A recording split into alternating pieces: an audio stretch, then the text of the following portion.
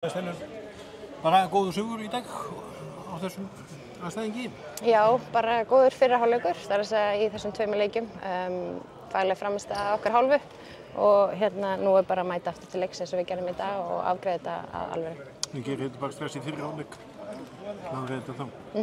Mér fannst við bara standa vörðuna vel og markvarsla með og við keyrðum á þar. Mér fannst það seinar heim og lengi að snúa þannig að það henti okkur vel, þannig vorum að fá fullt af auðveldum mörkum sem er geggjað og svo duttum við aðeins niður í byrjun seinni en svo reyðum við okkur bara á stað og kláruðum þetta faglega. Já, þetta var svona aðeins það var eins og væri svona eitthvað svona smá spennufall eftir fyrri hálfleikinn. Já, ég er ekki frá því að það sé rétt hjá þér en svo bara leið við fórum upp á tærnar fótavörðan kom á stað og handavinnana þá erum við illviðráðanlegar varnarlega og þar áttu bara í stökustu vandræðum með að koma boltanum í gegn. Já, og þetta er nokkuð góður sigur, þetta er gott veganest í seinni hálfleikinn?